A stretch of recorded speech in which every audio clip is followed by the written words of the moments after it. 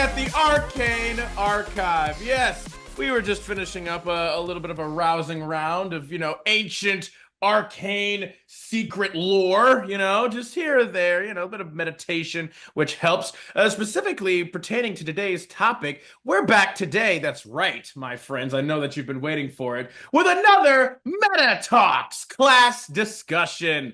That's right. In the new year, we're here and we're ready to start getting back into this shit. Like we said, we're coming back to our roots a little bit here, with the new edition of the 2024 manual with the player's handbook and the Dungeon Master's Guide all out now. I think we're still just waiting on the monster manual, though maybe by the time this video is up, maybe it'll already be out. Either way, we are going to give the second round of the new 2024 classes, and at least, discussing a little bit of the subclasses too, kind of like the differences between the old OG version and the new version, if there really are any. You'll be surprised that they didn't really change a lot about certain things here or there. But you know what? That's why we're here, and that's why you're here, so we can tell you. That being the case, how are you feeling today, Sammy? Are you feeling pumped, excited for the topic that we have for everyone? Well, I love a MetaTalks. As much as it's fun to read people's terrible stories about D&D, this is definitely what I got into the hobby for, to read large passages of text and nerd out over which things would work better. Right? And my buddy over here gets it too. With the advent of them ruining yes. My super cool build using inflict wounds from a couple of episodes of this ago, because they just messed it up. They don't want us to have nice things, Sammy. Spell. Yeah, they don't want us to have nice things, Sammy. Spell, so I can never do that again. That's just. I convinced somebody to let me use the old version, which they never will, because the new version is more balanced. That might be legitimately the worst insult that they have done. Is they've slighted me specifically as well. It's been a personal slight to the Arcane Archive, I would say. As a matter of fact. They saw what we did. They saw the power that we could wield with that hybrid class, and they just spat in our faces. They're like, no one deserves that kind of power. They never thought champion fighter with death cleric was going to be, the next big thing. But I'm here to say it definitely was for all of 3 weeks. Yeah. And I told, what glorious 3 weeks they were. Yeah, riots in the streets for champion fighter death cleric. But yeah, we're here to go over some of the changes or not changes, mostly tweaks, I would say, for at least the two classes we are talking about today. Indeed. Which I'll be talking about Ranger. Adam will be talking about his favorite class, the Wizard. Yeah, it's gonna be so much fun. I'll be honest, they nerfed my boy. They nerfed my boy a bit. I'm not gonna lie. But they also just nerfed spells. They nerfed, they're not just spells. To be fair, it's not just my boy. They nerfed all our magic boys and girls a little bit here, and we'll go into a little bit more detail about that in a second. As it's just it's a little sad, but also I do understand why they did it, and I don't think it's actually necessarily a bad thing. I think it might have been just a more efficient, streamlined means of providing, and it makes, I think, these classes a little bit easier to approach, especially for newer players. So I'm a little bit sad myself, but it's still understandable, and I get it. That being the case, again, right off the top, as we say, please be sure to like and comment on the video, subscribe and share the channel. You can't pay for that kind of helpful advertisement of word of mouth, because we primarily rely on that anyway. So, because we're not exactly the most lucrative, flush, liquid individuals around. So, we appreciate all the support you can possibly offer us. And again, if you have any ideas or comments or things you'd like to leave us to talk about, any other topics and such, please do not be shy and let us know. But with that being said, let's go ahead and let's just dive right back down in the archive, shall we? Starting us off today, I'll be hitting us with our good old-fashioned, hey, it is the absolute pinnacle, archetypal, genre in any fantasy adventure, the Wizard, the OG original individual that had the magic, the magic fingers, the magic hands. They were there with the arcane and everything. Same thing with the Wizard as the 2014. Primary ability is going to be your intelligence. Obviously, they have the same hit dice as before, the same saving throws, as well as skill proficiencies. They still do not have any weapon proficiencies except for simple weapons, and do not have any armor training whatsoever. None of that has changed. Yep. Starting equipment also is basically all the same as before. Again, no real differences except for I think they also get a scholars pack now, which I don't know if they got in the original one. Um, but it's yeah, that, again, there's not really gonna be a lot of differences here all around. We'll go ahead and read some of like the newer passages that they kind of wrote for it for flavor, because I feel like it would just not do it justice to just leave that out. And so, as everyone knows, wizards are defined by their exhaustive study of magic's inner workings. They cast spells of explosive fire, arcing lightning, subtle deception, and spectacular transformations. Their magic conjures monsters from other planes of existence, glimpses the future, or forms protective barriers. Their mightiest spells change one substance into another, can call meteors from the sky, or simply open portals to other worlds. And that's what we love wizards. That's why we love wizards. All the crazy, ridiculous shit, the just molding and bending and shifting of reality. It's just the best. So starting off, becoming a wizard as level 1, you gain all the traits in the core wizard traits table. You gain the wizard's level 1 features, yada yada yada. And again, just as a heads up, this is again getting into the so-called nerf for all magic classes, but although for some it was actually a boost, it was a buff. For you see, now on in the 2024 editions, every spellcaster class, like every true full caster, can only have a set amount of prepared spells per level. There are technically only 3 that this worked with, but technically those 3 being the wizard, the cleric, and the druid, they used to have the ability where you could have more spells per level depending on how high or low your spell casting modifier was. But that's no longer the case. Your spellcasting modifier is no longer applicable at all. It is all just pertaining to your level. And for wizards, they did technically still kind of get the longer end of the stick at this point, because they, at max level, can prepare 25 spells. Whereas every other true spellcaster class can prepare 22 spells at 20th level. And that does include, guess what? Our friend the sorcerer, who is finally kind of a contender, at least a little bit, still can't change out their spells daily like the others can, but or at least like druid, wizard, and cleric can. I don't think bard can change out their spells daily either. No. But technically speaking, though, now both bard and sorcerer have the same amount of spells they can prepare at the same level as both the druid and the cleric. That's something. Again, wizard still is pulling at the head of the pack with 25 spells, but of course, the caveat to that is wizards do not get access to their full list of spells like every other caster class does. They only get access starting at first level. Same thing as the 2014 edition. You get 6 first level spells and 3 cantrips that you can utilize. Whereas obviously, before you could, the caveat here being 2 is that at first level, you can only prepare 4 level spells. You can only prepare 4 spells at a time. So technically speaking, with cantrips, you have a total of 7 spells that you can conjure. In the old edition, depending on your, intelligence modifier, you could prepare more than just 4 spells, potentially. You could potentially could you prepare all 6? Because I'm trying to remember, I think the amount of spells you could prepare was, 8 plus proficiency plus your modifier? I think it was. Something like that. Let's just, preparing spells. Where is it? Here we go. No. So it's to do so, to number of spells from your spellbook equal to your intelligence modifier plus your wizard level. So it was your wizard level plus your intelligence modifier. So if you had a max of 20, like intelligence as a level 1 wizard right away, you could prepare all 6 of your level 1 spells right away. You could just have all of them prepared.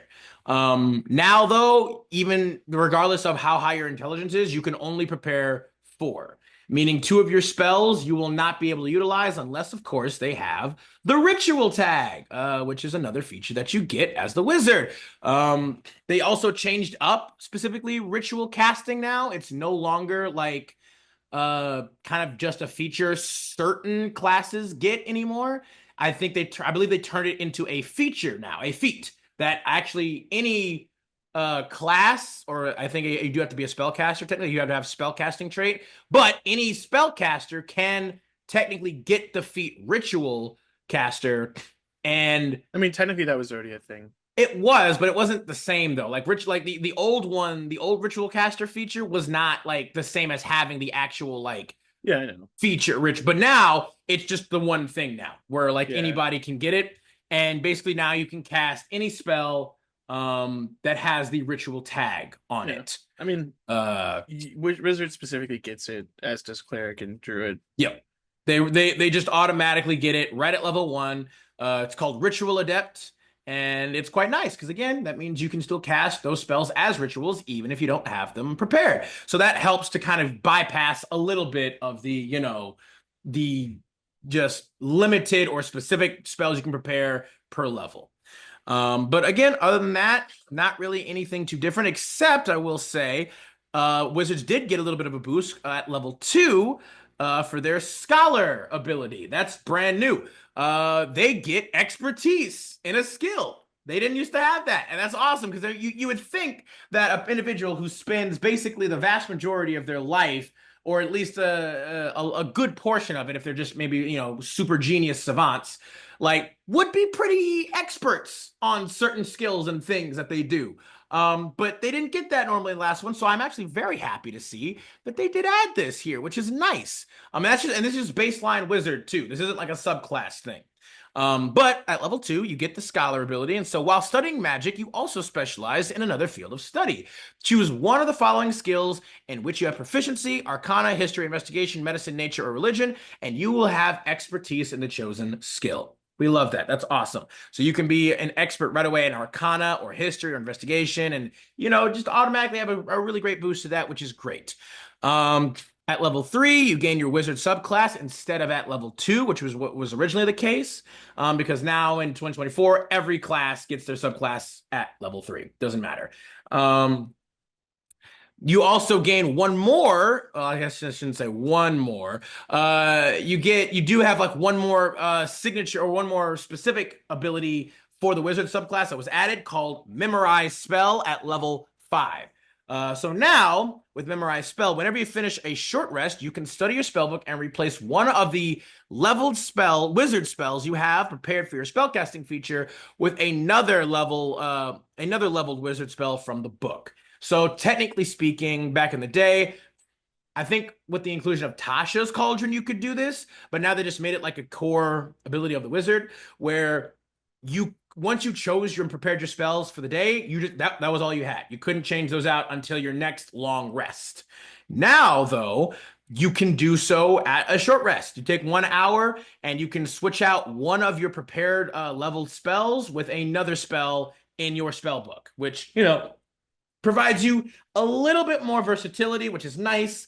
If you had prepared maybe a certain spell that day and then you find out, oh snap, we're gonna have to go somewhere else where this spell is not helpful at all, right? Like you prepared like a spell to help with the cold, frigid climate of the north wastes, but then you end up having to go to a more tropical, volcanic environment where it's like that's not gonna help. So you spend an hour, you replace that spell with something that's more helpful where you're going, and Bob's your uncle, you're all good to go. We love that. Again, Wizard is all about versatility. That's the name of the game, and the fact that they added this just makes it even better. At level 18, they did make a slight change. Your level 18 feature called Spell Mastery. They nerfed this a little bit, unfortunately. I'm actually very sad about this because this level 18 ability was one of the best. It was one of the most busted, broken abilities for the wizard in the 2014 edition. And I will show you why. You have achieved such mastery over certain spells that you can cast them at will. Choose one level 1 and one level 2 spell in your spellbook that have a casting time of an action. You always have those spells prepared, and you can cast them at their lowest level without expending a spell slot. To cast either spell at a higher level, you must expend a spell slot. Whenever you finish a long rest, you can study your spellbook and replace one of those spells with an eligible spell of the same level from the book. So, even right away from there, you guys are probably still thinking, like, if anybody knows how the game works, that is actually still a very powerful ability at level 18. The one caveat, the one little addendum, slight little change that they made is now they specifically highlighted that that these spells have to be spells with a casting time of an action. The original ability in the 2014 edition did not have that specific change. It was just any spell of first level or second level. So meaning it could be a spell that, it only required a bonus action to use. It could be a spell that had a reaction to use or anything. And so one of my favorite things to do was get the spell Misty Step. And at that point, you could just endlessly cast Misty Step as a bonus action. Didn't require a spell slot or anything. You could just teleport 30 feet as much as you wanted. Now, though, unfortunately, you can't do that anymore. They saw the power there and they said no.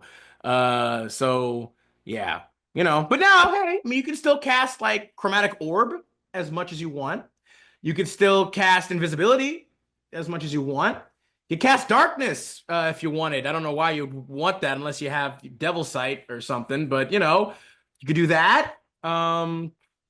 Let's see what else. What else? You could cast Magic Missile as much as you want. You could cast what other like first level spells and second level spells are great, Sammy, with a casting time of one action. Let's see here. Melf's Acid Arrow. Oh, is that a good one? I don't know. I don't think that's a great one actually. It's kind of a can't do absorb elements. You could cast Alarm. No, I'm just kidding. Yeah, you could do that. But no, you could cast Scorching Ray as much as you want, Scorching Ray, that's a good one. Scorching Ray you can't do it at higher levels as much as you want, but at just base level, you still get 3 shots. You get 3 attacks. And each of those are 2d6. That's what this sneeze at. That's literally 66 right there. If you hit all of them, of course. And you also have the potentially to crit on all of them too. So you could maybe get 12d6. Yeah, no, that's sorry, not, no. Sorry. That's not much better than would be your 4 cantrips at that point. 8, yeah, 12. It's still 66. No, your cantrips are only ever gonna get to 4d10. Yeah, 4d10. Yeah, but 6 times 6 is 36. Yeah, but you could crit potentially on all 3 though. You could crit on 4d10 as well. Yeah, but then that would be maybe 80, maybe at max. But you have a higher chance of getting higher rolls. Yes, your average damage would be higher. But you could cast Aid as much as you wanted. You could cast Aid. You could cast Air Bubble as much as you want. I mean, alter self. You could alter or disguise self. Self or alter self. Those are great. Yeah, disguise self is good, and so disguise self is also like a level 2. It's like a level 3 warlock invocation to just do that all the time. But this invisibility is a good one. Yeah, invisibility is nice. Arcanist Magic Aura is a good one. I don't even remember what that does. It basically, I think, protects you from like divination spells. Yeah, or like it reveals false information. So like if somebody tries to like use like a I don't know, like a detect magic or something like that, they wouldn't be able to like tell, or if they tried to use something that could like identify your like creature type or your alignment, I think they wouldn't be able to like do that. You can cast Augury, you can cast Bane. Charm Person. Well, Bane isn't a wizard spell. Yeah, you're right. It's not a wizard spell. Neither is Aid. No, it's not. You can cast my new favorite spell, Frost Fingers. The Burning Hands ripoff. Yeah, you can cast Grease. Because Grease is great. Sleep. Calm Emotions.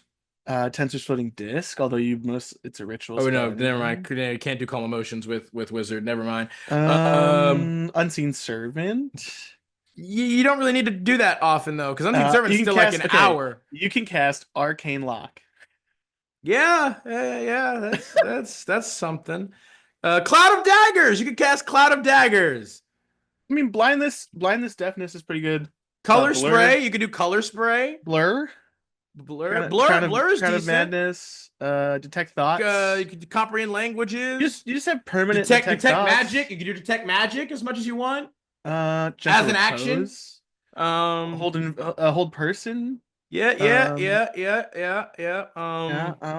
Knock. You can Yeah. cast knock. You could cast Dark Vision. You could cast Dark Vision I mean, on mirror. You yourself could and cast things. mirror image.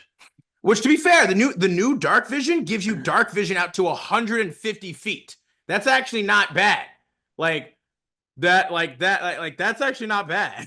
Rope trick. You could Yeah, Rope Trick's great. Rope Trick's a wonderful shatter. one. Shatter is decent. Detect Thoughts, you Um, can do Detect Thoughts as much as you yeah. want. That's great. You could vortex warp. Vortex Worker Um, is awesome. That's a wonderful one. Dragon's Breath. Dragon's Breath is no, never mind. That's a bonus action. Never mind. Uh, Earthbind. Earthbind's a great one. It's yeah, hey, there you go. We listed a ton of spells with an action, enhance first and ability. second level. That's it's great. They're nice. Enlarge and reduce. That's another one. Enlarge and reduce as much as you want. Pyrotechnics. A great. It's a great Yeah, so spell. this is still Oh, you could this, do a skyrite. the Skyward in action. I thought Skyward Yeah, was it's an action if you cast it oh as an action, or you can cast it as a ritual, but it's still an action. yeah yeah. But hey, there you go. It's definitely not as busted and broken as it used to be, but there's still plenty of great uses for it. Like I said, detect thoughts, detect magic, invisibility. You know, rope Web. trick, web. Yeah, grease. Sure, why not? Have fun with it. So still still a decent contender for an 18th level ability, I think. You only have 2 levels left, but hey, it's still decent. Vortex warp is good.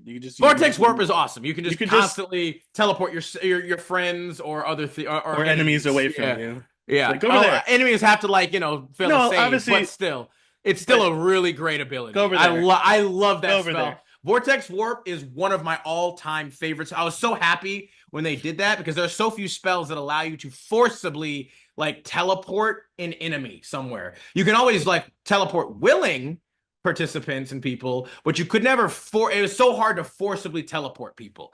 But with Vortex Warp at level 2, awesome. Or second level, I should say, like a second level spell, love it. Level 19, like every class in 2024 now, you get your epic boon. Up to you to kind of decide, which one you want to take, of course. And then finally at 20th level, basically again the exact same thing as the last time. It's signature spells. You choose 3 third level spells in your spell book to use as your signature spells. You always have these spells prepared, and you can cast each of them once at level 3 without expending a spell slot. When you do so, you can't cast them in this way again until you finish a short or long rest. And to cast either spell at a higher level, you must expend a spell slot. So again, not really any difference or change here. But overall, not still a decent one. Yeah, it's literally still basically exactly the same as before. And that's essentially the new wizard, everybody. That's really the only changes to the wizard. Again, two, I guess technically, 3 brand new abilities for just the baseline wizard class, which is the epic boon, the memorize spell, and the scholar ability. And then a slight change to spell mastery, which made it a little less good. Um, yeah, it's It's okay. not terrible. Like No, it has not changed Wizards what's the point? Like it hasn't changed their firm grasp in the spellcasting world. yeah, no, Um no, no. They're still a powerhouse to be certain. It's like again, I do really love the memorize spell being like a baseline ability. The scholar ability is great too with the expertise. I do like that. Um, I think that's great. I like that a lot. The arcane recovery ability is basically, I think, still the same as well. Yeah, it's about the same. Not a lot, and they made it so you can't have more than a set prepared spells per level, which but hey, they do still technically get the most of all casters per level to prepare spells. So like, I think what level one, you get 4 prepared spells compared to I'm trying to see like how they kind of start to move ahead a little bit as they get higher level up. Because for let's just do like a cleric real quick and see kind of their progression with their spells throughout. Because I believe every class starts with 4. Yeah. 4. Clerics go like from 4, 5, 6, 7, 8, 9, 10. So clerics, oh shit, wait a minute. They, for the most part, they kind of just go up one spell every level. Whereas, so do wizards as well. But then 16, 17, 18, 19, 20, 21, 22. Okay. So I would say around level 11, I think. Yeah. Level 11 is where wizards start to. No, I'm sorry. Level 13. Level 13 is where wizards start to surpass the rest of the pack. So technically speaking, even at the beginning stages until level 13, all casters, I think, have just the same amount of spells prepared. And then at level 13, wizards start to kind of pull away because for the rest of the caster classes, they kind of keep doubling up. Like after level 13, you get 17 spells that you can prepare. For wizards at level 14, they automatically go straight to 18. But I think every other class, level 14 is 17 again, level 15 is 18, level 16 is 18, and then 19, 20, 21, 22. Whereas wizard, it's level 14 is 18 spells, level 15 is 19 spells, level 16 is 21, and then all the way up to 25, just boosting it. So Yeah. there is at least that. So all of your spellcasters are going to be relatively comparable, at least in terms of their spells they can prepare, all the way up till level 13, and that's only obviously if you have a wizard in your party, which at that point they'll start to kind of pull away slowly. But even then, I don't think that's that huge of a difference, and it also isn't accounting for any spells that every class gets, with their subclass, for instance, right? Because there are plenty of subclasses that give you extra spells on top of that, which I don't think wizards really have too much. But we'll actually talk about that in a second, because that is essentially, in a nutshell, quite the long nutshell or huge nutshell, as it were, but nevertheless, a nutshell it is of the 2024 wizard class. So let's go ahead and talk a little about some of the subclasses that they brought. Now, I was literally just talking to Sam about this before we started recording. I am a little bit disappointed in the only four subclasses that they chose to give the wizard in the first I mean, that's most of them. 2024 Everybody edition. only has 4. I know, that's what I'm saying. Like all of them. But the wizard had so many baseline subclasses from 2014 to choose from. And of the all the schools of magic they chose to bring over to the 2024, they chose Abjurer, Diviner, Evoker, and Illusionist. And for those of you not in the know, in the original one, they were all just schools. They just called them schools. So it was School of Abjuration, School of Divination, School of Evocation, and School of Illusion. They just changed the words now to make them, maybe a little bit less of a mouthful, which I appreciate. But regardless, how can you tell me that the first round of subclasses you're going to give for, again, one of the most popular, iconic classes in fiction, and you're going to leave out Transmuter and Necromancy?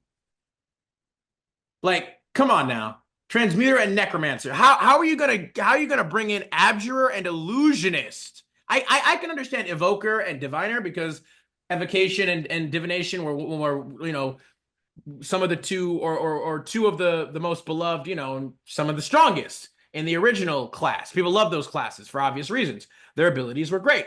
So I understand bringing those two over. But Abjurer and Illusionist over Transmuter and Necromancer, like Transmuter honestly was arguably, of like the original core wizard classes, it was arguably the best one out of all of them. I Like, mean, they have Diviner and Evoker, which you kind of need. Illusionist was bad, that's so what I I'm don't know if saying. they. Like, Abjure was Abjure was okay. I didn't hate Abjure. A lot of people no, like I hated didn't on hate Abjure Abjure, and either. I didn't hate Abjure. I thought it was decent. It was basically kind of like a slightly buffer wizard, right? Yeah, You the Evoker is Evoker. It's what they always. It's, what it's always Yeah. been. I mean, and to be honest, too, they didn't really make a lot of changes for these four. Like these four subclasses, most of them are almost word for word, almost exactly the same as their 2014 counterpart. Similarly to just the base wizard itself, where it's just there are maybe slight tweaks here or there for most of them, but almost all of their abilities are the exact same. Mm. Um, I will say I'm going to be talking about the illusionist subclass this time because the illusionist subclass seems to be the one that actually has the most changes, and even then, I think it's only like two abilities, and then that are completely different, and then like two others that I think like are maybe slightly different with little additions to them. But you know what? Let's go ahead and let's get right into it right now. So we're going to be comparing the 2024 illusionist to the 2014 School of Illusion. For the 2014 edition, you gain the abilities Illusion Savant, Improved Minor Illusion, Malleable Illusions, Illusory Self, and Illusory Reality. So let's go over them a bit. Right at the beginning, when you get this subclass at level 2 back in the day, you would gain Illusion Savant. Beginning when you select this school at second level, the goal and time you must spend to copy an illusion spell into your spellbook is halved. You gain the same ability at level 3 in the 2024. It's still called Illusion Savant. Um, this time, though, It's not the same thing though. it's not quite the same.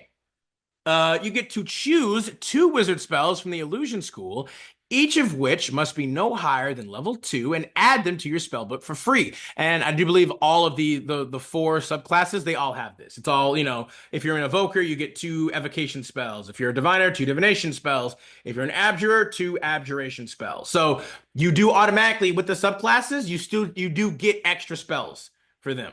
Yeah. So that's always nice.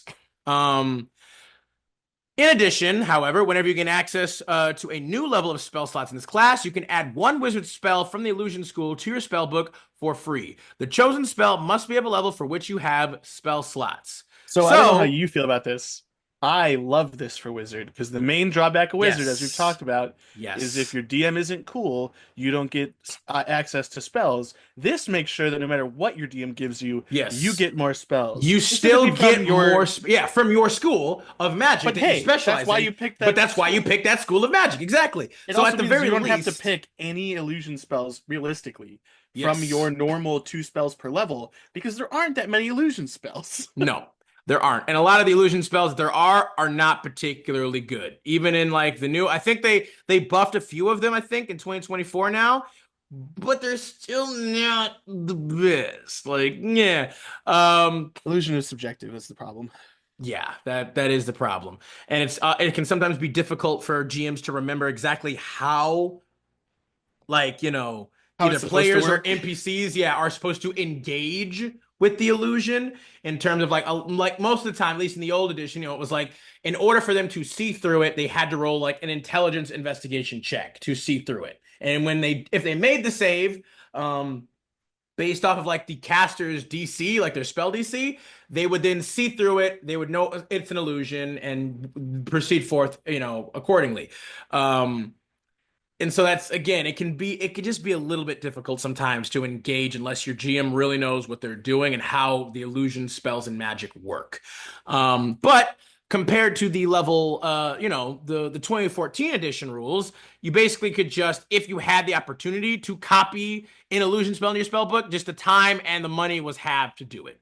But I agree with Sammy. I do actually really love these changes here, and that now you automatically just get two additional spells per your school in your spell book for free. So that means that you're gonna have a total of 8 spells at this point. Well, technically, because you leveled up, so you'd have more because you start at level 1 with 6. You level up to 2, so you get 8, and then 3 you would get 10, and with this then you get 12. So you technically have 12 spells in your spell book by this point. If your GM was not cool and didn't give you any other spells in the meantime. So you still have just baseline 12 spells at this level. A couple of them have to be, at least 2 of them have to be like illusion spells. But uh, when you gain access to a new level of spell slots, so again, like per the table here, for instance, when you go from, level 1 to level 2, you get third level slots, level 3. Uh, hang on a minute. You right away at level 4, you can just keep adding at that point. Like almost every level, you can keep adding like another spell. Or every like 2 levels, you can add another illusion spell to your book. Which, again, that's Yeah, I mean, that's we love that. decent. Yeah. Or not, yeah, it's like, it's again not a lot of illusion spells, but it still is It a well, continuous, it bonus like every 2 spells. it frees up you taking spells that aren't illusion spells. Because like the main issue with the schools, in my opinion, from like even from 2014, is that you are intent Intended, yeah, yeah, you're to supposed to be taking the school spells spells from your from school. your school, yeah, that you But specialize like, in. no offense to a lot of the other classes, but the reason why everyone played what is now Evoker, um, is because the best wizard spells, unfortunately, like the support spells are good no matter what. But They're decent, yeah. the problem was is, fireball You were and you were lightning bolt. You're just, like you your you haste, are you you are the damage dealer. Like for the most part. you're the You're the AoE glass damage you're the dealer. glass cannon. I mean, not even just Yeah. AoE. I mean, even like certain spells like disintegrate, finger of death at higher levels, whatever. Like you are like the nuke. You're the nuker, right? You get in Mhm. there and you hit somebody with like a huge bit of damage right away, or you hit a lot of people with a big amount of damage. Like that's your thing. So here, though, like Sammy said, it does free you up to take other spells like per your level up, like, aside from illusion spells, because you're gonna automatically just get them like every 2 levels anyway when you get more spells. Like, or when you unlock a new level of spell slot. So it's like, yeah, every 2 levels, like you go from fucking I would even say I think technically it would count for third level because that third level you gain access to the second level spells.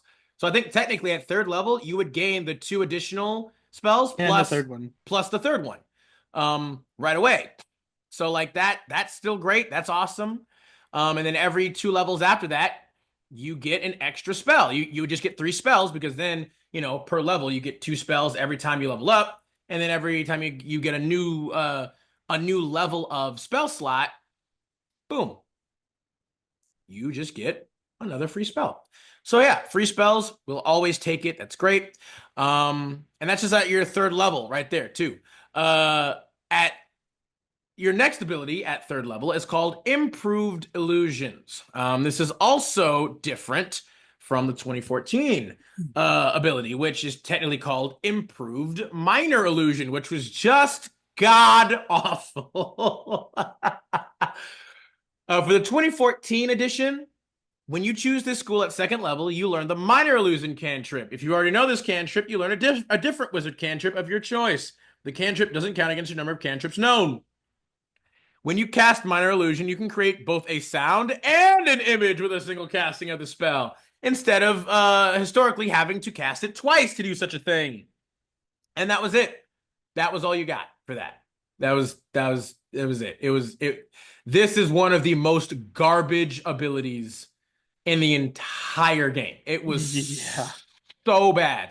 There was just never a reason to use it almost ever. It was just god awful. But with the 2024, they realized they're just absolute, just abysmal mistake, and they switched it up and returned it into improved illusions. You can cast illusion spells without providing verbal components. And if an illusion spell you cast has a range of 10 plus feet, so 10 or more feet, the range automatically increases by 60 feet. You also do know the minor illusion cantrip, and if you already know it, you learn a different wizard cantrip of your choice. The cantrip doesn't count against your number of cantrips, and you can create both a sound and image with a single casting, da da da da. However, another ending caveat too is you can now cast it as a bonus action. That is actually something decent for this class. That is not bad at all. I mean, You I don't can think the first bit is anything to sneeze at either. The no, range is no, no, pretty no. I'm saying secure. the first bit is probably the best part about that. Like Yeah. the first bit is you can cast illusion spells without verbal components now. Like that's amazing. Let me see real quick. I'm trying to think. I think fucking Invisibility is an illusion spell. Yeah, so you could cast invisibility without a verbal component. So you can, like, if you're about to get, like, seen by some guards, you just invisibility, and you're invisible now. Anything else? Improved illusion, or sorry, with your minor illusion cantrip. This also, let's see, how far is minor illusion? I believe that also just gets increased by 60 feet. Minor illusion. Yeah, it's a 30-foot range, meaning you get 90 feet. You can cast minor illusion 90 feet away. That could be super helpful.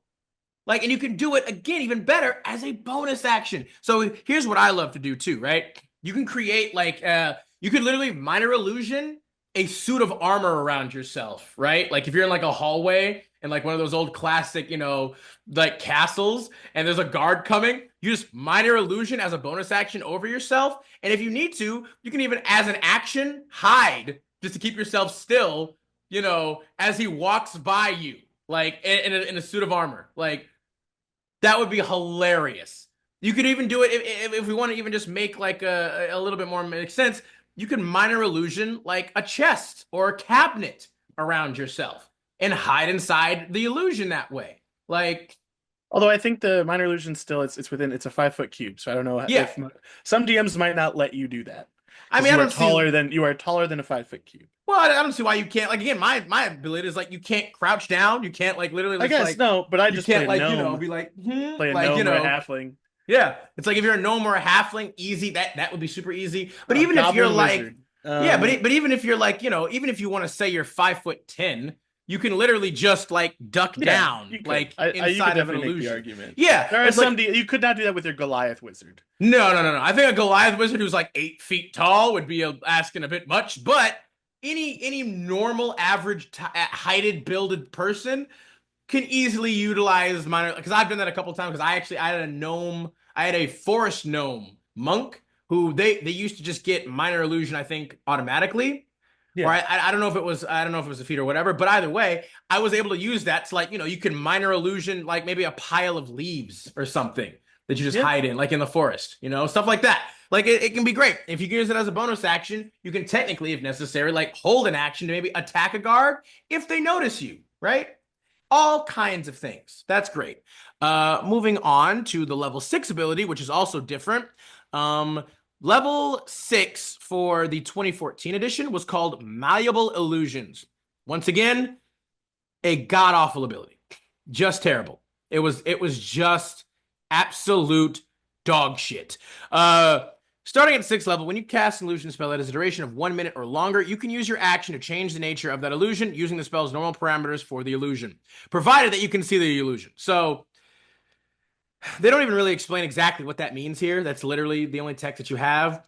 And so essentially, like, any illusion that you have that lasts for a minute or longer, you can just change it. Aside, like instead of having to cast a spell again, you can just as an action, you can just change, what it looks like, what it sounds like, what it, without having to do it again. Now, arguably, the way that should have been worded is that you could basically animate your illusions, because that's what it means. You could, in theory, if you are allowed you could change your illusions. I would say you'd be able to, albeit maybe a bit stiffly, animate an illusion. See, like that's it. Obviously, it depends, of course, on what illusion you're casting. Because it also speculates, or not speculates. It also stipulates you have to use the spell's normal parameters for the illusion. Yeah. So technically speaking, like, to Sam's credit, like, he's right. Like, take minor illusion, for instance, right? Minor illusion is you create a sound or an image of an object within range that lasts for the duration. So, and again, it has to be an object that can fit inside of, or is, the diameter and whatever of a 5-foot cube, basically. So with this ability, with Malleable Illusions, you could like cast a spell. You can make like a small chair, right? Or even like a stool. And then instead of having to cast the spell again, which you still could do because it's only a fucking cantrip anyway, but just in case, you could just, as an action, just change the stool and you could turn it into like a chair with a back, right? You could turn it into a chair with a back. Or, if it's like a China hutch, you could turn into a chest instead of having to cast a spell again. This helps more so, I would say, for longer, illusion spells like Greater Illusion or, The big ones. yeah, I mean, I don't, because another question too being is like, I don't even know, like, if you have invisibility, for instance, could you like change your invisibility to be like, I don't know, you turn your body like a certain color?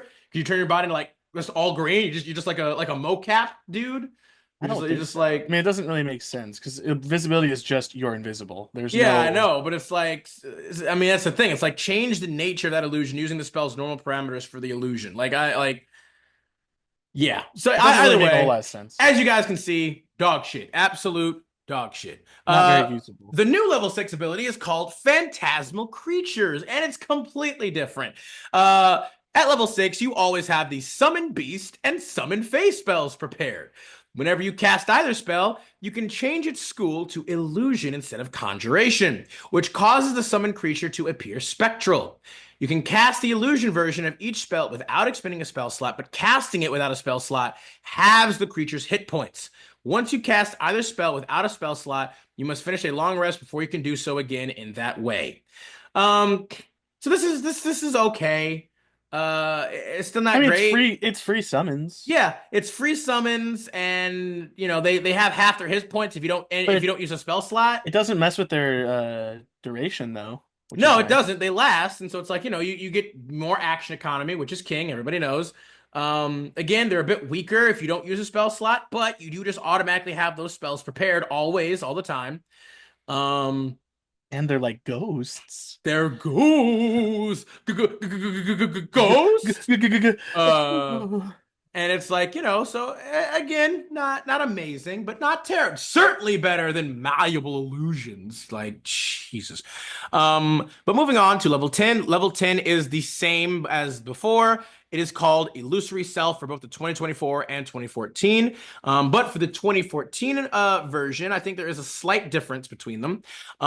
There might not be, but we'll just read through it again. You can create an illusory duplicate of yourself as an instant, almost instinctual reaction to danger. When a creature makes an attack roll against you, you can use your reaction to interpose the illusory duplicate between the attacker and yourself. The attack automatically misses you, then the illusion dissipates. You can't use it again until you finish a short or long rest. So basically, you can just once per short or long rest as a reaction, you can just make an attack miss you.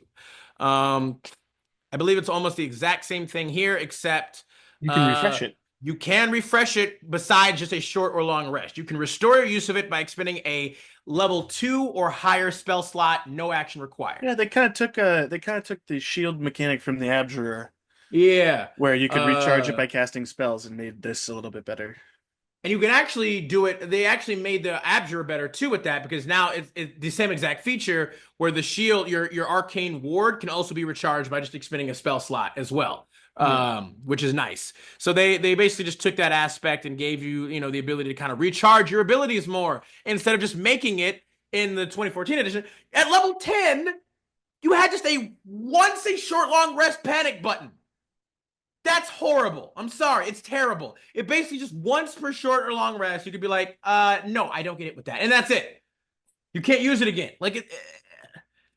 Like, come on, at 10th level, that's just no, it's not worth the squeeze. Here, at least you can choose to recharge it. And it doesn't even take an action. So, technically speaking, you could literally do this right as an attack is coming at you. You could literally be like, okay, I'm going to expend a second level or higher spell slot to get my illusory self back and then use my illusory self as a reaction. Because it doesn't take an action to do it. You can just do that. You can just do that whenever you want, which is pretty awesome, actually. I'll give that to them. At the very least, that shows you can then choose to allocate your resources to increasing your survivability whenever you want to. It's up to you. You don't have to, but you can whenever you need to or want to. And then finally at level 14, again, same thing as before. It's the same ability, but slightly different, I believe. It is called Illusory Reality. The 2014 edition. Whoops, hang on a minute. I went. too high there. There we go. The 2014 edition is you have learned the secret of weaving shadow magic into your illusions to give them a semi-reality. When you cast an illusion spell of first level or higher, you can choose one inanimate, non-magical object that is part of the illusion and make that object real. You can do this on your turn as a bonus action while the spell is ongoing. The object remains real for 1 minute. For example, you could create an illusion of a bridge over a chasm and then make it real long enough for you or your allies to cross.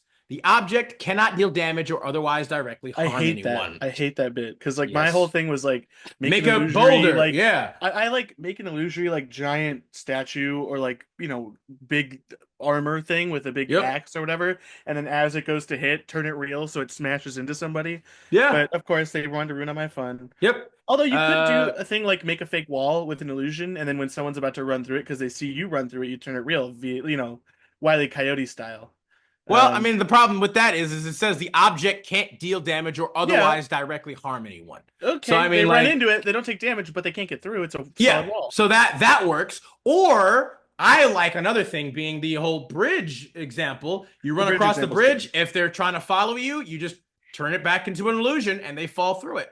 Yeah, which technically the That bridge isn't works. dealing damage. Exactly. The So bridge isn't doing anything. The bridge just turned illusion and they fell through it again. That's a great one where you can lure someone over like, a pitfall and then make them fall like that. They actually yeah, did, they literally gave that ability to the a class in Dragon's Dogma 2. The one with oh, like that's funny. the disc tensor class or whatever. I forget what they're called. They're not like a dancer. They have um I forget what the word is for it. Like it's not called frankincense anymore, but it's like incense. Yes, duh. Incense. It's literally like they have like an incense burner and they can like use like weird it's literally like the illusion class in D&D. And it's kind of the worst class in the game in my opinion too there as well, which is interesting. But they do have literally being able to make like illusory terrain that you can make monsters and enemies like fall through, which is fun. So that's that's the 2014 thing. Again, not great, especially as an 18th level ability, or sorry, 14th level ability, excuse me. Not amazing. It's not horrible, it does give you a little bit more versatility, which I guess is nice. But for the 2024 edition, a little bit different, not a ton. Same thing when you cast illusion slot, make the object real, it's bonus action, reveal during candidate's S, Yeah, it's the exact same thing. There is no difference. It's the exact same ability. Which again, level 14, not terrible, I guess, but certainly does not win you any real favors in the race against the rest of the subclasses for Wizard, in my personal opinion. But there you have it, y'all. That in totality is both the 2024 core Wizard class and the Illusionist subclass comparison with the 2014 edition. All in all, they really kind of just nerfed things for the most part. They didn't really give the Wizard any real huge bonuses, except for maybe like the Scholar ability, which is you get expertise. That's nice, and then you get your Memorize spell, which you could technically already do with Tasha's Cauldron or Everything additions, which I don't think any GM would ever not allow, to be fair. But sure, that's fine. But they also subtracted the ability for you to be able to prepare more spells based on your modifier. As well as obviously they didn't give you some of the better subclasses for Wizard as the baseline or whatever. You can still use those for 2014. I think they still work decently well and fine. Obviously, but all in all, I think Wizard kind of just for the most part is pretty neutral change and maybe a slight dip a little bit maybe here or there. But again, that's up to you guys. Again, Evoker / Evocation Wizard is still great. Diviner / Evocation Wizard is still great. I think they made Abjure slightly better like they did with the Illusionist. So, all in all, though, I still love Wizard. I will still say that Wizard's probably still going to be one of my all-time favorite classes. I don't have too much of a problem with this because I will say, to be fair, to Sam's point as well, with the new subclasses, they did give you the ability that you just get more spells now just constantly. I believe. I think with all of them, maybe not with all of them. I take it back. Vex for free. Yeah. Yeah. So with all of them, you do just gain more spells easier at this point. So there is at least that. They took away how many spells you can prepare at once, but they did at least give you a little bit more capacity to earn spells as you level up, which is, that's decent enough. But I believe that's all I've really got for you guys for Wizard today. We'll probably come back and talk a little bit more about the subclasses, the new subclasses, and rate them a little bit compared to maybe some of the older ones, or even just like how fun they are and how interesting or good they are just baseline. But for now, go ahead. I'm going to turn over to Samuel for him to tell you a little bit about the subclass he's going to be talking about today, or so the class and subclass I'll be talking about today. Excuse me. Yeah, I'm going to be going over the Ranger today. Not a whole lot has changed. Not a ton. But a decent amount though. Still some some good stuff that the Ranger needed and should have had, in my opinion, right from jump. So they still get the same proficiencies, HP, all that, same saving throws. Nothing really changes there. Same proficiencies for skills. But the main difference is a couple things. One, they get spellcasting at level 1 instead of level 2. So favorite enemies changed. It's gone pretty much. Should have been done away with. It was mostly terrible because thing. all it really gave you was advantage on survival checks. That's it. And it's in a single language, but that wasn't really it. So instead of that now you get favored enemy at level 1. You have the Hunter's Mark spell prepared. You can cast it twice without expending a spell slot, and you regain all expended uses of this ability when you finish a long rest. The number of times you can cast without a spell slot increases when you reach certain ranger levels. So free Hunter's Mark. We love that. You get it at level 1. Like it's just baked in. You don't need to spend extra resources getting the spell. Nope. You don't, we'll take it. You get it at level 1. Yep. That's already a jump. We take it. We take those, sure. We also do get weapon masteries, which is a huge bonus to some of the martial classes. Not every class that can be proficient in martial gets this, but Rangers do, thank God. And it's two kinds of weapons. And then when you finish a long rest, you can change the weapons, which is nice. In case you ever switch out your weapons at any point, The reality is, when you first get this class, it's going to be either short bows and longbows, or short bows or longbows, depending on your proficiency. Well, you have a longbow, but if your DM allows you to start with a longbow, you take it in longbow, and then you take it in either short swords or daggers, because that's what you're going to be using. Yep. At level 2, you get Deft Explorer. You gain the following benefits. You get expertise in one of your skill proficiencies, which is great. Expertise, awesome. We love expertise. I'm so happy that they include that with more classes now. Yeah. Like expertise was so hard to get unless you took a specific feat for it, and it was just like so annoying. Only rogues and bards got it. Normally. Yeah. Now I'm thinking, how many classes could I put together at low level to create the to get expertise? I feel you. I thought about that a little bit myself too. I'm not gonna lie. They do get 2 bonus languages. That's to make up for the 1 language you would get from your favorite enemy. But now you get to pick from any of them, which is nice. At level, and then let's see, what would you get instead? You just get Natural Explorer, which I will say there are some parts of Natural Explorer which were good, although by the time Tasha's came out, you no longer use Natural Explorer. I was gonna say the other version was better. Yeah, it was. And in better. reality, just take expertise in survival, and you won't have a problem anyway. Yeah, there's no reason for you to have that at all. But now you get a fighting style at level 2, which was the same as before. You get your ranger subclass at 3, same as before. I will say fighting styles are a bit different now in 2024. Yes. They're all feats now. They're not just it's not like fighting style dueling. Yeah, they're fighting style feats. It's the same basic concepts. There are new ones, except just now people can, like, almost anybody can take them now if you have, like, the fighting style whatever. it's similar to like the same thing we talked about with like the ritual casting thing. To be fair, Basically, it's like you don't get the fighting style feats for a lot of the classes. no, that's what I mean. Like again, So if you have fighting style, you can usually get a fighting style feature at that point. Like yeah, it's a style feat. But if you don't have like again, similar thing for like, ritual casting. Like if you don't, I think you have to have like, the spell casting feat or whatever or feature to use ritual casting. yeah. So it's the same thing, just the martial style of it, the martial version. But you still get subclass at 3, like everybody else. Your ability scores at uh 4, 8, 12, and 16. Extra attack at 5. There is a new ability at 6, Yep. It's a good which one. you get roving.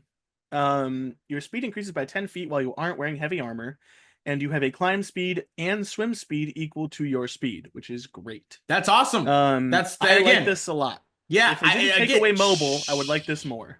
Yeah, should have had that. Should like again, really difficult for unless you have magic or some other shit for characters to get climb or swim speeds.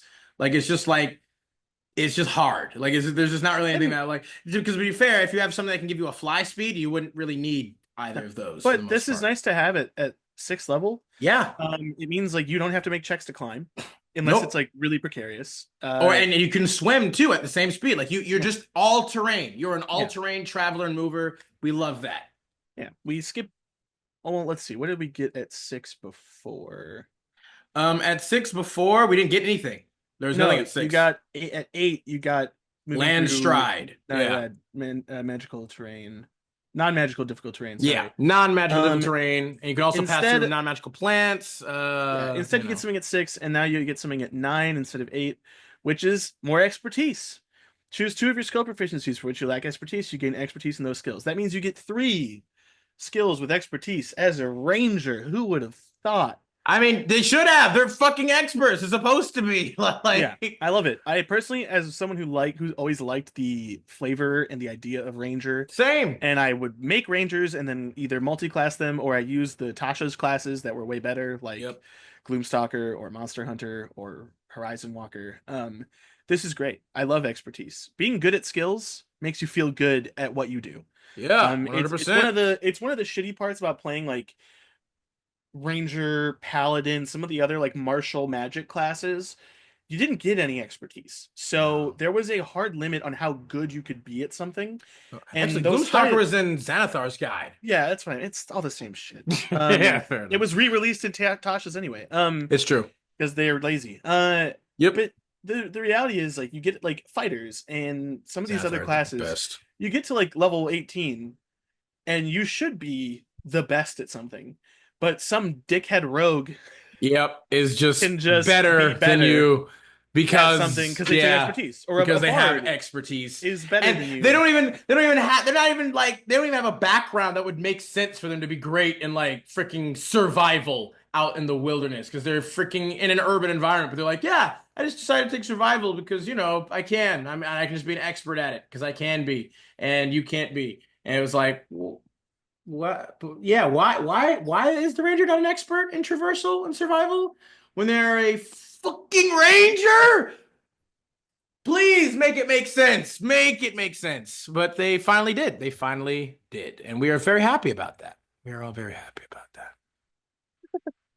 But these are positive changes. Obviously, they did lose some stuff, and that's something that like Yep. I am not happy with necessarily, but it's not the worst. No. Um, Again, they're not like huge, big increases. Like they're just arguably things that the ranger class should have had all along. They still don't necessarily make the ranger class, like crazy, but still better in my opinion. I think it is an improvement.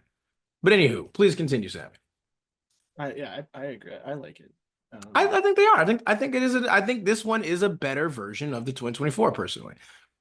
But moving on to level 10. Yeah, we're at level 10. That would be what used to be hide in plain sight, which just allowed you to You could spend 1 minute like creating camouflage for yourself. yeah, which is great, but Nah, like not you know, really. But now you get tireless. Primal forces now help fuel you on your journey, granting the following benefits. You get temporary hit points. As a magic action, you can give yourself a number of temp HP equal to 1d8 plus your wisdom modifier. You can use this action a number of times equal to your wisdom modifier, and you regain all expended uses when you finish a long rest. Now, that's not great, but It's not, it's not crazy, but it it's is free. nice. It's Yeah. free health, and it's temp Free, HP. yeah, free extra Um, health, and and you can just then do it as an action, I like this you second know. bit a lot. Although it doesn't come up that often, No, it's not super applicable. exhaustion can be real dangerous, although they've changed exhaustion quite a lot. Yeah, they have. Now it's whenever you finish a short rest, your exhaustion level, if any, decreases by 1. So now you can technically reduce your exhaustion twice in a day, which I like. You get up to That 30. technically more if you just keep taking short rests, technically speaking. It Yeah, just was whenever you finish a show. Technically, if you did like, 3, 4 hours, you could technically increase your exhaustion by 4. yeah. Now So you get at 13, you get relentless hunter. Taking damage can't break your concentration on hunter's mark. At this level before it was 14, you got something. You didn't get yeah. anything at 13. Now you get unbreakable hunter's mark at 13. And at 14, before was vanish. At 14th level, you can use the hide action as a bonus action on your turn. Also, you can't be tracked by non-magical means unless you choose to leave a trail. So basically, just become a rogue. You could become a rogue, maybe a crappier rogue. With Because a you, cool thing. But now you get Nature's Veil at 14. You invoke spirits of nature to magically hide yourself. As a bonus action, you can give yourself the invisible condition until the end of your next turn. that's pretty You can great. use this feature a number of times equal to your wisdom modifier, and you regain all expended uses when you finish a long rest. Not only does this turn you invisible, it for all intents and purposes gives you free advantage on your next attack. It's cool. It's nice to have. I enjoy this one. It kind of is outdone by the next ability, which is As it should be. It's a level 17 ability, level so 17. You get Precise Hunter. You have advantage on all attack rolls against a creature currently marked by your Hunter's Mark. That's pretty good. yes. Especially because Hunter's Mark is something you can move around, especially as things die. Yep. And because you can cast it for free ostensibly, even if the one of the monsters gets like yeeted away or banished, you can recast it to a new creature without it being a problem. Yep. Um, and this is to replace the 17 and 18. You get Feral Senses. Your connection to the forces of nature grant you blind sight with a range of 30 feet. What used to be Feral Senses was you gain preternatural senses to help you fight creatures you can't see. When you attack a creature you can't see, your inability doesn't seem to impose disadvantage on your attack rolls against it, which means you could try to hit invisible creatures. You are Mhm. also aware of any location of any invisible creature within 30 feet. Basically gave you blind sight. Yeah. Well, a shittier version of blind sight, plus the fact that you could attack without disadvantage. Now you have just actual blind sight. Yeah, Um, it just streamlines it. It's just more efficient. It's and just it also means if you are blinded, you can still see, which is huge. hmm At 19, you get an epic boon, and at 20, you get Foe Slayer. The damage of your Hunter's Mark is a D10 rather than a D6. Um, Yeah, yeah, it's okay, it's not much better than normal Foe Slayer. No, it is not. But I think a D10 is great. Um, Sure. Yeah, I mean, again, it's better than a D6, of course. yes. It's still a pretty underwhelming 20th level Yeah, I capstone mean, ability, but to be fair, it is they still got some pretty better. good stuff leading up to 20, which was not the case before for Ranger. No, not really. Again, it's definitely better. Definitely a better thing overall. Again, still not the best, No. still not amazing or crazy, but it is an improvement. And we will here at the Arcane Archive always strive for those little baby step improvements, if nothing at all. We always acknowledge improvement. Yeah. But I'm gonna go over Hunter, which was the second or Mhm. one of the original classes Yeah, for currently they have Beastmaster, Fey Wanderer, Gloomstalker, and Hunter as the four new yeah. 2024 edition classes or Um, subclasses released. but for Hunter, at level 3, when you take the subclass, you get Hunter's Lore. You can call on the forces of nature to reveal the strengths and weaknesses of your prey. While a creature is marked by your Hunter's Mark, you know whether that creature has any immunities, resistances, vulnerabilities, and if the creature has any, you know what they are. That's kind of cool. Actually, there are not a Yeah. lot of abilities that let you do that. In fact, I Mm-mm. think it's just this one and the Cobalt Soul Monk from Critical Role. Because this is not a normal ability that we've seen before.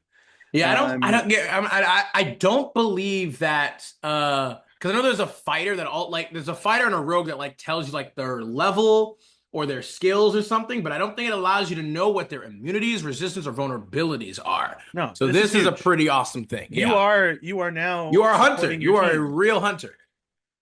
You also get Hunter's Prey. You can one of the following feature options of your choice. Whenever you finish a short or long rest, you can replace the chosen option with the other one. Now, this is similar to the original Hunter, with the fact that there are less options. You can either take Colossus Slayer, which is your when you hit a creature with a weapon, the weapon deals an extra 1d8 damage to the target if it's missing any of its hit points. You can only do that once per turn. That is ostensibly the same as the original Yep. um, Colossus Slayer. They do Love it. not have Giant Killer anymore, uh, No. but they did keep Horde Breaker. Once on each of your turns, when you make an attack with a weapon, you can make another attack with the same weapon against a different creature within 5 feet of the original target that is within the weapon's range and that you haven't attacked this turn. That does mean you can do that with a bow. I believe.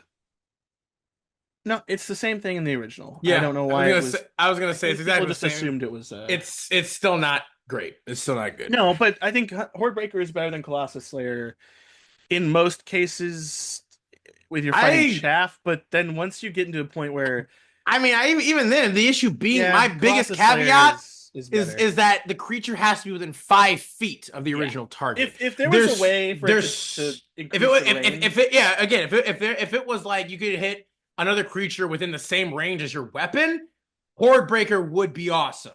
But the yeah, but fact that the that would be a bit caveat is OP. within the 5 feet of the original, there's almost never any situation where enemies are that close together No, ganging up on unless you're somebody. fighting in a cave early Yeah, level. and even You'll have then, early level encounters like that, but anything after no, it's level just not. 10, you're never going to use it again. It's just not worth it. Horde Breaker just Um, kind of sucks yeah. because of that one specific restriction. Colossus Slayer is great. Claw Slayer is awesome. Love it. It does its job constantly. It will always do so, and it's Yeah. just great. Now, there are some changes. It's still called defensive tactics, but there's not as many Oh, it's options. different now. Yeah. Um, you can switch them out, but the two options are escape the horde, opportunity attacks have disadvantage against you, or multi-attack defense. When a creature hits you with an attack roll, that creature has disadvantage on all other attack rolls against you this turn. Now, I think you can make a case for either of these. Um, Me personally, if you're playing Ranger correctly, I think Escape the Horde's better.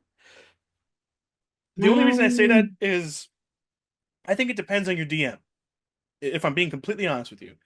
Now, a lot of when I DM, if I have creatures with multi attack, unless there is only one person in front of me, that creature is going to attack multiple people. Just because I feel like a big creature with multi attack isn't going to hone in on one thing unless one person is doing much more than everybody else. But if they're attacking and it's spread out, I don't see why the creature wouldn't just kind of lash out in the general direction at everything in front of it. Um, Now, you can make an argument like with human enemies, that's going to be different, and you're correct. Mhm. I think it really depends on the kind of ranger you want to play. I was gonna say, I would yeah. say if you're gonna play a midline ranger, you're darting in, darting out, darting in, darting out. That opportunity attack thing might be cool, especially since they took away mobile. Um, I mean, but if you take Speedy, the Speedy is the replacement for mobile, and you just have that all the time anyway. yeah, so maybe multi-attack defense overall, I think would be better then. That's what I would say. Like I think Yeah, just in general, having a lower chance for like corresponding attacks to hit you is better than just because like again, if you're playing like a melee ranger, which I personally love, I love melee rangers and I like getting in there if I yeah, can at I do. times. I Like do. multi-attack defense is just all around better because it just keeps it lowers the chance for Yeah, consecutive for consecutive hits. shit. Whereas this is only for opportunity attacks, which they're only ever going to get one of those anyway, for the most part.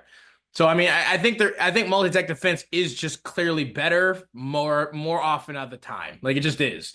Yeah. Um, But I mean, because the opportunity attacks are just too specific yeah, and it's tough, and also like a lot of creatures are limited on opportunity attacks. So if you're yeah. not the only one in there, you might not be the Or only if they one. already use their reaction Yeah, anyway, like it just doesn't. but You essentially might even lose out on these abilities so much of the time, depending on the situation. yeah, I will say so. The old version was multi-attack defenses. When a creature hits you with an attack, you gain a +4 bonus to AC against all subsequent attacks made by that creature for the rest of the turn. I don't know mathematically. I mean, mathematically, disadvantage is -5. Yeah. Mathematically. So technically, a -5 is better than a +4 by one, But at the same time, The it's problem is it's that tough. it's more statistics where like It's that a yeah, you're like right. because the problem is like I will always say I will always personally choose just a flat bonus rather than relying on rolling, and that's just because my personal opinion. Like for me, again, I'm shit at rolls. I will say, I'm an unlucky person because not even just shit at rolls, but a lot of the time I get unlucky with rolls against me I, too. I So I mean, yeah, like, I think I will say there's one caveat to that statistic here.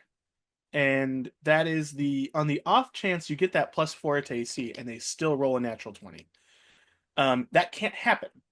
As unless they what's the roll word? two nat 20s, but Yes, yeah, but again, but it's the statistic probability of that is statistic far probability is lower so than much lower. rolling one. One. It is. So But in theory, this will have you get crit less.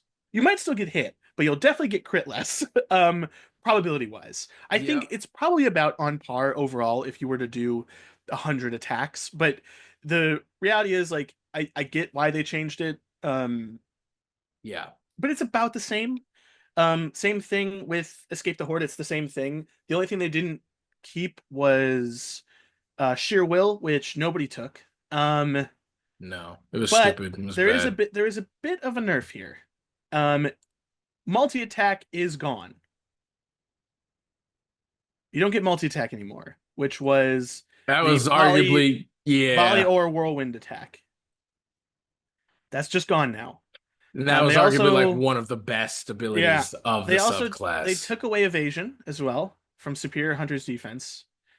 Um, and they replaced the Superior Hunters and multi-attack with a couple abilities. You get Superior Hunter's Prey, which is once per turn when you deal damage to a creature marked by your Hunter's Mark. You can also deal that spell's extra damage to a different creature that you can see within 30 feet of the first creature. Uh, That's uh, that is just really uh, bad because literally level 11? it's just a D6 actually. It's Hunter's marked. Like it's just that spells extra damage. So it's literally just a D6 worth of damage to another creature within 30 feet until you get to 20th level, and then it's a D10 of damage. That is so bad. I don't understand why they did that. I really don't. I don't understand why they did that. Yeah. I And don't understand then why they did that. this is the one ability that I was like, this is actually kind of cool. Superior Hunter's Defense at 15. When you take damage, you can take a reaction to give yourself resistance to that damage and any other damage of the same type until the end of the current turn. That's not bad. In the No. sense of when you take damage, not when you get hit by attack or And when you get hit it's by a spell. It's just damage. and it's Now, only until the end of the current turn is the problem too. yeah, but in theory, with those big hits, think of like Disintegrate, Dragon's Breath, Fireball, things that are going to nuke you. Because you Sure. you are you are beefier than your casting friends, but not as beefy as a barbarian. Um, Yeah, I mean, again, it's just you can do it as much as you want with a reaction, it's every but every turn you can ostensibly have some big source of damage. if you don't take a reaction Um, before then, or or theoretically, you could also have if someone hits you a bunch, you could have all the damage you take that turn, which I think is for a reaction not bad, not a bad. no, I mean, You yeah, know, if you're again, it also works well with the multi-attack defense. Like if an individual like is hitting you with like yeah, a shit ton of like slashing damage, you'll like just you I resist it and then you have disadvantage plus resistance to that damage. So it's I, I like think I think there is something to be said about you could use this in a way that would boost your survivability quite handedly and make you difficult to kill. Now, you did lose out on evasion, I'm gonna which say was like evasion is kind of just which like evasion already made you harder to kill, and they took that away. Now this technically works on more things than evasion worked on, but As well as evasion wasn't a uncanny reaction. dodge, because you could also get uncanny Yeah, dodge too, but which would be great. evasion was just dex, but it didn't take your reaction, so you could do it all the time. And it This would is automatically you have or have just not to take any damage. you have So to pick this. yeah. And it again, I don't know if Ranger is better or worse. It's probably about the same overall. I mean that's what I'm thinking. Like I don't think they really like they didn't make a I lot of change. I think do, it kind of just ended up where it was before. It's just not, yeah, it's still just not, I do like bits of it. I like, Yeah. I you like the know, expertise. The expertise is a the great expertise, addition. the free Hunter's Mark, the buff on Hunter's Mark I mean, from well, here's all. the issue though. With Hunter's Mark, there are so many other spells that also require concentration that are just kind of better at higher levels.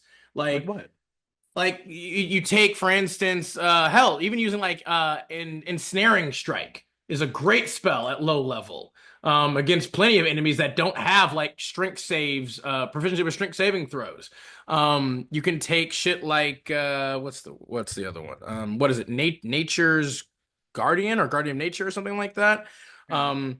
Which gives you like some extra, Yeah, but I want to roll more dice, Adam. you roll one extra dice, Sam. Like literally. I want to roll more dice. Use Zephyr Strike and you technically get, extra fucking Ew, force ew. damage, as well as you get to like you automatically have Yeah, but Adam, this one's free. free movements. It's only free until you end up potentially losing it at some You point. can at a certain And it's point. only one extra D6 of damage. Until it becomes a D10. At level 20, it's your final ability. Hang on a minute. Let's even just see this shit real quick. We're gonna go No, Ranger's not good. That's not. I'm not gonna Ranger. pretend like it's good. There are Ranger certain bits I class. love the expertise and I love the weapon mastery because who knows what kind of fucked shit you can get up to. Bloodlether. And I do like the extra speed Can do and conjure animals. That's Conjure Animals better. is dog shit. Conjure animals is amazing. That's an Nah, it's amazing. the worst Conjure spell. woodland beings, even better. You could do, let's see. Technically dominate beast. You could do that. You could do elemental weapon. You could do enhance ability. You could do no, freedom of movement isn't a concentration spell. You can do, actually, grasping vine isn't terrible anymore. It's actually decent. It's an actually decent spell now. Like I was surprised how well they made Grasping Vine. Grasping Vine is good now. So you could do that. Yeah, Guardian of Nature, you could do that one. Healing Spirit. You could do Healing Spirit. Um, let's see. Locate creatures is decent. Long Strider is all right. Let's see. Protection from energy. Let's see. Silence would be great. Let's see. Summon Elemental, sure. Summon Fey. Swift Quiver. Yeah, there are a lot of things that would probably just be better than Hunter's Mark, honestly, all things considered. At higher levels anyway. Like it just, the issue with Hunter's Mark is that you don't get more dice at higher levels. Like like if you can increase the dice pool by casting it at higher levels, it would be better. But it just, unfortunately, like to take your concentration slot with only one extra D6 of damage, it's just not like, it's still just not great. And that's one of the reasons why I don't like that they made like even like your level 11 ability is still based on Hunter's Mark, and it does almost nothing. Fucking even in the core Ranger traits. What was the other thing? When it's like you always have Hunter's Mark. Mm-hmm. Hunter's Mark. Yeah, Relentless Hunter. Taking damage can't break your concentration on Hunter's Mark. Okay. All right. I guess that's fine. But again, at level 13, you're probably going to be concentrating on some other spells besides just Hunter's Mark at that point. Like, I think Hunter's Mark maybe is great when you run out of other concentration spells, maybe, but at higher levels, it just kind of falls off. Like, it's just like, you know? Yeah, no, it's not. I'm not. I'm not pretending. Like this is good. I still love Ranger. I'm gonna play one actually in the new campaign that one of my groups is gonna be doing.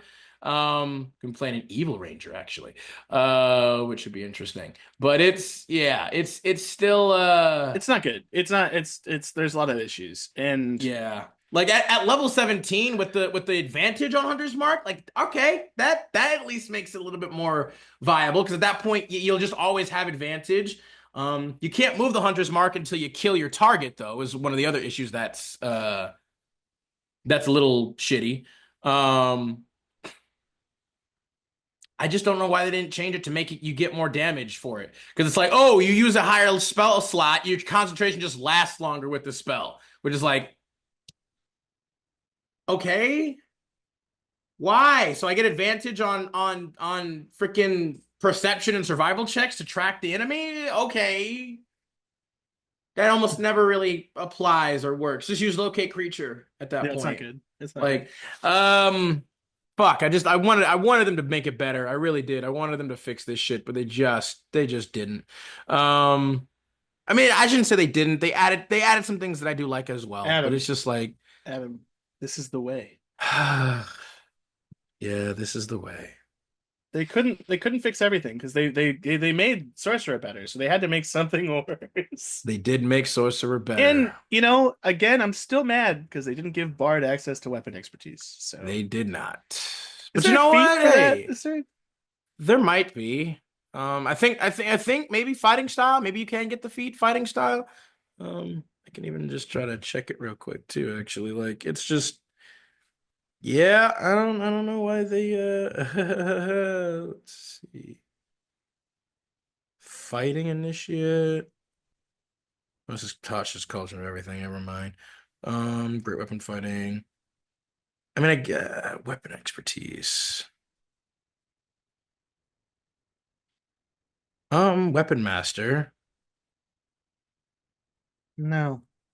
It says the mastery property of one kind of simple or martial weapon of your choice. Provided you have Is that proficiency is with that it. is that 2024? Yeah. Weapon Master 2024 is you get to increase your strength or dex score by 1, and you get mastery property. Your training with weapons allows you to use the mastery property of one kind of simple or martial weapon of your choice, provided you have proficiency with it. So yeah, I think you can. Like you just, you do have to be level 4 to get this feat, but that's it. It's a general feat. And yeah, I think you can use the mastery property of one weapon. So yeah, Yeah. Okay. you can do that. You can do that with any character, with any class. They just don't get it naturally, which okay, It's fair called, enough.